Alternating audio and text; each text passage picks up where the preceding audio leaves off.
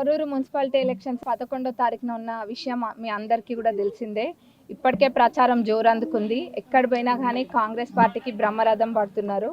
ఎందుకంటే ఈ 2 ఏళ్ల టైంలోనే 20 కోట్ల నిధులు కూడా రావడం జరిగింది తొర్రూరు మున్సిపాలిటీకి. దాంతోపాటుగా 100 పడకల ఆసుపత్రి కానివ్వండి, లేకపోతే మినీ ట్యాంక్ బండ్కి కూడా ఒక ఆకారం వచ్చింది. ఇప్పుడు అంటే ఒక కట్ట అనేది దానికి ఒక ఆకారం వచ్చింది. తప్పకుండా మినీ ట్యాంక్ బండ్ హైదరాబాద్ దాంతో పోటీ పడే విధంగా చేపిస్తాను మాట ఇచ్చిన. దానికి ఒక 5 కోట్లు ఆల్రెడీ కేటాయించడం కూడా జరిగింది.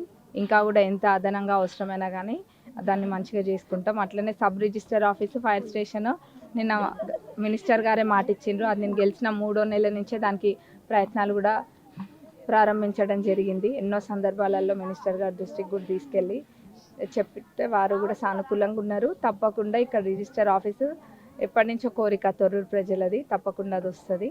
ఇంకా వేరేవి ఏమైతే ఉన్నాయో కొన్ని రోడ్లవి 9.5 కోట్ల జీవో ఆల్రెడీ వచ్చింది. ఎక్కడ కంకర్ పోసి వదిలేసిన రోడ్లవి కాంట్రాక్టర్ ఇబ్బంది పెట్టడం వల్ల అది కొంచెం చేయలేకపోయినాం. ఎందుకంటే జీవో తెచ్చుకున్నా కానీ ప్రత్యేకంగా మళ్ళీ 9.5 కోట్ల సపరేట్ జీవో వచ్చింది. మన దగ్గర నిధులు ఉన్నా కానీ కాంట్రాక్టర్ చేయలేదు. కానీ ఇప్పుడు మినిస్టర్ గారి దృష్టికి కూడా తీసుకెళ్లడం జరిగింది. తప్పకుండా అది కూడా చేస్తాం. ఇంకా మన 15 కోట్ల ఫౌండేషన్ స్టోన్స్ కూడా వేయడం జరిగింది. ఇవన్నీ ఒక ఎత్తు అయితే ప్రతి కాంగ్రెస్ కార్యకర్త, ప్రతి కాంగ్రెస్ కుటుంబ సభ్యులందరూ కూడా ఆనాడు ఎమ్మెల్యే ఎలక్షన్స్ అప్పుడు ఎట్లయితే పార్టీ జెండా ఒక్కటే వాళ్ళకి కనిపించిందో ఇప్పుడు కూడా అదే కనిపిస్తుంది.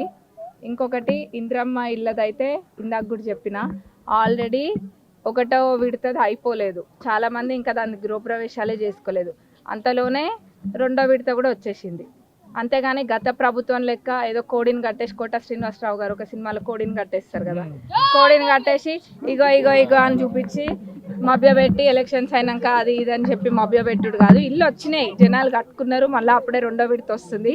అవన్నీ కూడా వాస్తవాలు అందరు కళ్ళకు కొట్టొచ్చినట్టు కనిపిస్తున్నాయి. అవేం దాచిపెట్టేటివి కాదు.